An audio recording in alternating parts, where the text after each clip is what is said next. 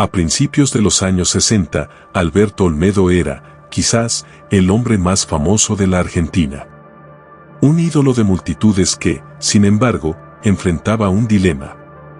Su alter ego, el Capitán Piluso, lo había llevado a una popularidad estratosférica, pero también lo había encerrado en una jaula de oro.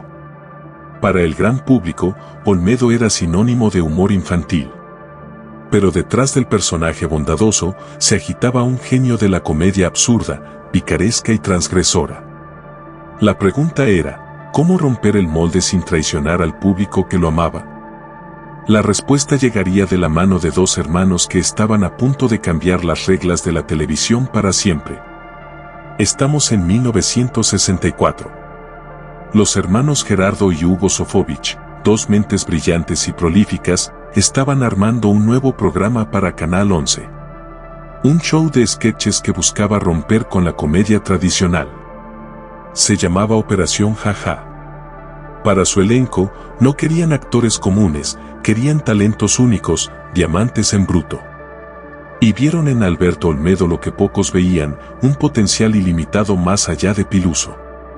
Olmedo aceptó el desafío. El mismo día de marzo de 1964, debutó en el programa junto a otros dos futuros gigantes, Javier Portales y María Rosa Fugazot. Para Olmedo, era un salto al vacío.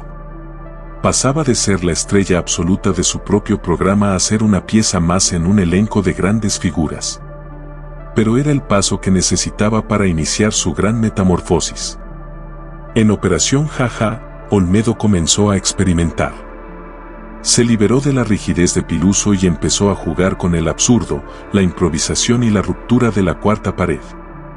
Y fue en este caldo de cultivo creativo donde nació uno de sus personajes más extraños y queridos, Rukuku, el mago ucraniano.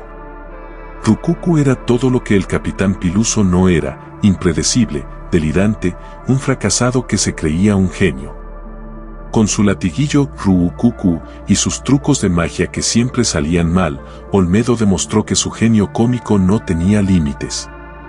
No necesitaba un barco ni un compañero infantil para hacer reír, le bastaba una peluca ridícula y su increíble capacidad para crear comedia de la nada. El público adulto, que solo lo conocía de oídas, ahora lo descubría y lo aclamaba. La transformación había comenzado. El éxito fue tal que para 1969, los Sofovich redoblaron la apuesta.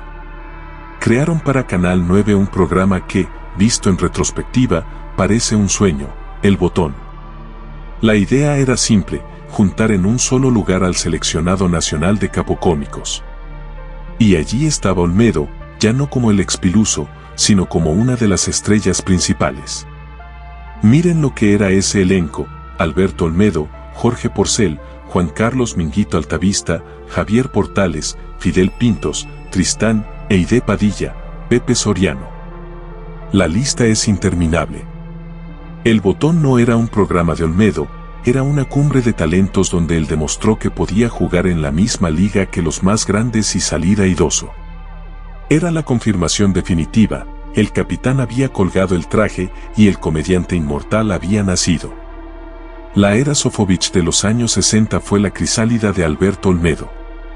Llegó siendo un ídolo infantil y salió convertido en un genio versátil, capaz de hacer cualquier cosa. Esta etapa no solo le dio personajes inmortales, sino que le dio lo más importante, la libertad. La libertad para ser absurdo, para improvisar, para ser, simplemente, Olmedo. Una libertad que sería la base sobre la que construiría su reinado absoluto en las décadas siguientes, empezando por su primera gran sociedad con su socio ideal, Jorge Porcel. Pero esa es otra historia.